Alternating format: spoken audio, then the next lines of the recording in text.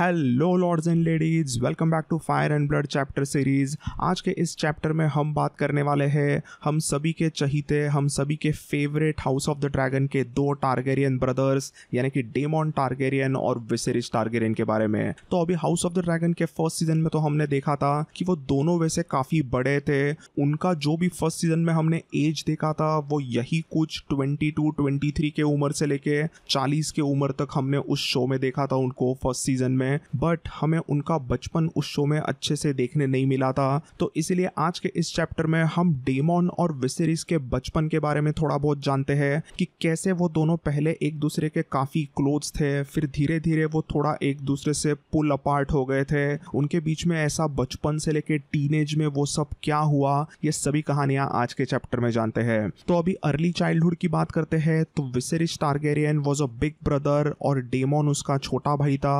ये दोनों भी बेलॉन टारगेरियन और एलिसा टारगेरियन के बेटे थे और बेलॉन और एलिसा के माता पिता तो हम जानते हैं वो थे ओल्ड किंग जहेरिस और गुड क्वीन एलिसन टारगेरियन। अभी डेमॉन और विसेरिस के बचपन में उनके पिता बेलॉन और उनका बड़ा भाई एमॉन ये दोनों चाहते थे कि डेमॉन और विसेरिस भी उनके तरह ही काफी अच्छे क्लोज फ्रेंड्स बने रहे जिंदगी भर। इसीलिए पापा बेलॉन और अंकल एमॉन उन दोनों को काफी क्लोज रहने के लिए इन्फ्लुएंस करते रहते थे। सो एक्चुअली दोनों के बीच में 4 साल का डिफरेंस था। विसेरिस 77 एसी में बॉर्न हुआ था तो डेमॉन 81 एसी में बॉर्न हुआ था। अभी दोनों डेमॉन और विसेरिस वैसे एक दूसरे के काफी अच्छे फ्रेंड्स तो रहे ही थे, बट उनके खास स्पेशल जो फ्रेंड्स कह सकते थे वो कोई डिफरेंट थे। तो अगर डेमॉन की बात करते हैं तो बचपन से ही उसकी बहुत ही अच्छी दोस्त रही थी गेल। तो डेमॉन 81 एसी में बॉर्न हुआ था और गेल 80 एसी में बॉर्न हुई थी। तो वो दोनों काफी अच्छे दोस्त बचपन से टीनेज तक रहे थे। तो दूसरे तरफ अगर हम विसेरिस की बात करते हैं तो विसेरिस की बचपन से बहुत ही अच्छी, बहुत ही क्लोज फ्रेंड रही थी रेनिस टारगेरियन और यही फ्रेंडशिप हमें आगे हाउस ऑफ द ड्रैगन के फर्स्ट सीजन में भी हमें देखने मिलती है। I value the bond between our houses. Rhaenys is my favorite cousin after all.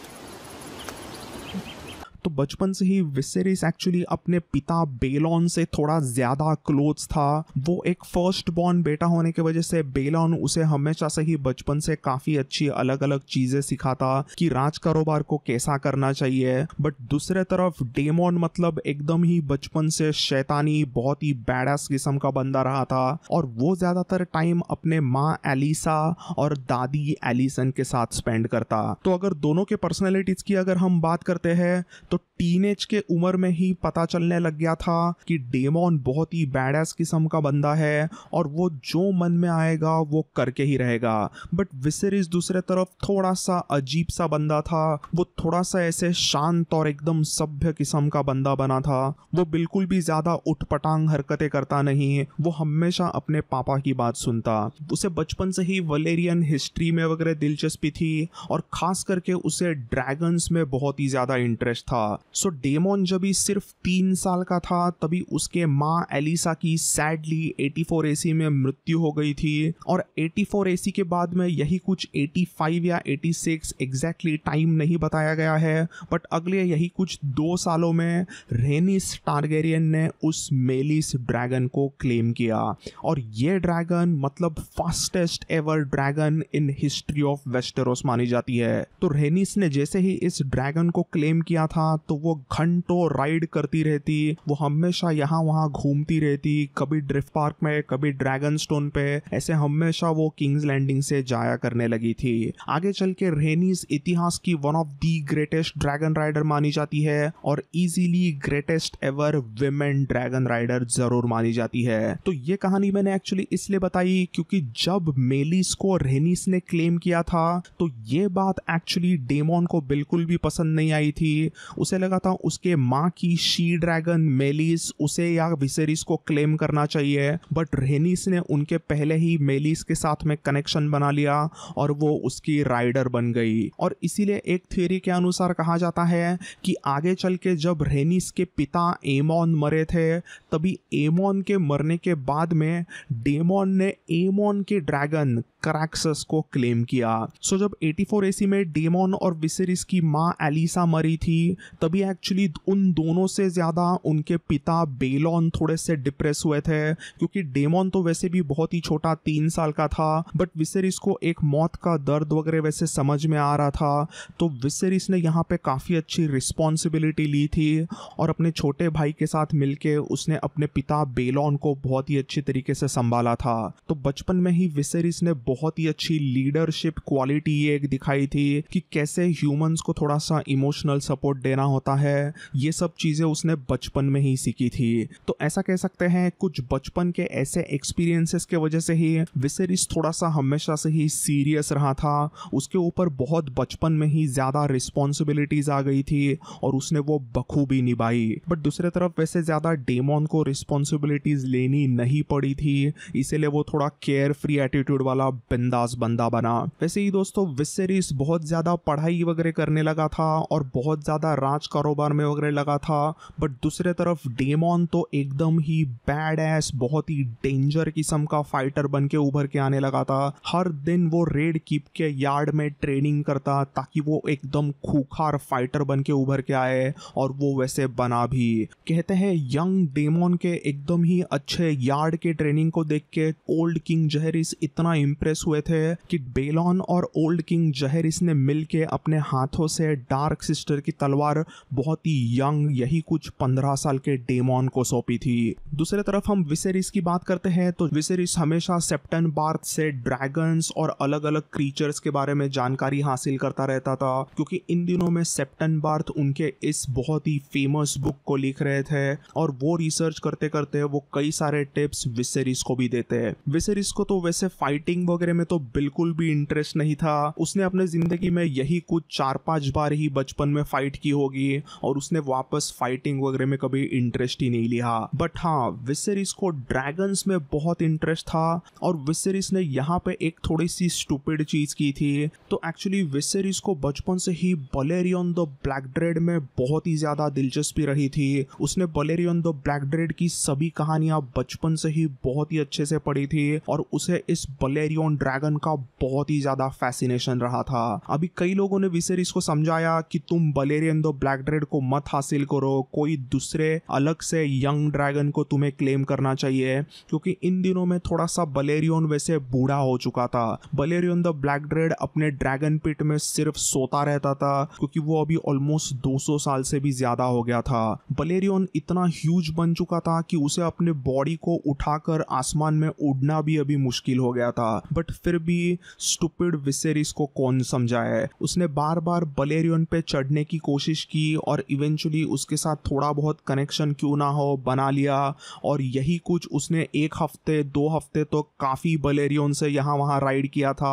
But बलेरियन को हासिल करने के बाद में यही कुछ सिर्फ 3 महीनों के बाद में old massive Balerion the black dread मर गया था। बलेरियन के मरने के बाद में विसेरिस काफी दुखी हुआ था, बट उसे ये समझना चाहिए था कि वो एक बहुत ही ओल्ड ड्रैगन है तो उसे हासिल नहीं करना चाहिए, बट विसेरिस ने फिर भी उसे हासिल कर ही दिया था।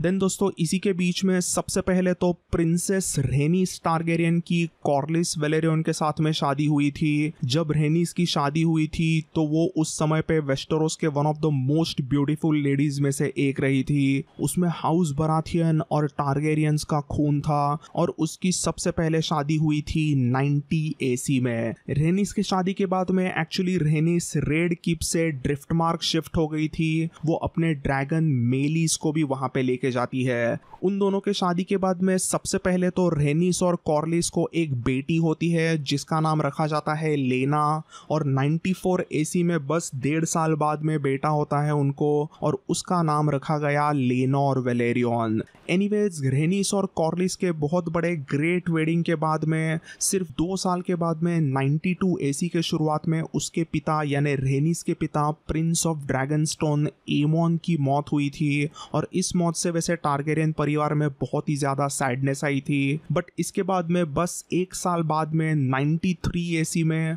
विसेरिस टारगेरियन की शादी की जाती है प्रिंसेस एम्मा एरिन के साथ में। तो इसी टाइम पीरियड में एक्चुअली किंग जहरिस और क्वीन एलिसन का सेकंड क्वारल शुरू था। उन दोनों में बहुत ही बड़ा झगड़ा हुआ था जिसके बारे में हमने पहले भी जाना। तो उनके दूसरे बड़े झगड़े के बारे में एक्चुअली विसेरिस और एम्मा के शादी में सबको पता चला था। जब विसेरिस की एम्मा के साथ में शादी हुई थी तभी एम्मा सिर्फ 11 साल की थी और इसीलिए विसेरिस ने मैरिज को कॉन्ज्यूमेट नहीं किया था, यानी कि उन दोनों ने बिल्कुल भी सुहागरात वगैरह बिल्कुल नहीं मनाई थी। बट इवेंचुअली फिर यही कुछ 3 साल बाद में विसेरिस और एम्मा में प्यार होता है और सबसे पहले 96 एसी में एक्चुअली एम्मा को एक मिस कैरेज होता है। बट देन वापस 1 साल के बाद में 97 एसी में एम्मा एरिन एकदम ही डिफिकल्ट प्रेगनेंसी से गुजरती है, बट वो एक बेबी गर्ल, एक बेटी को जन्म देती है और इसी बेटी का नाम रखा जाता है रेनिरा टारगेरियन। तो रेनिरा के जन्म के वजह से अभी थोड़े से सैड से रहे रेड कीप में एक अलग ही बहार आई थी। खास करके रेनिरा अपने दादाजी बेलॉन की एकदम ही लाडली पोती थी। बेलॉन हमेशा अपने पोती रेनिरा के साथ में खेलता रहता।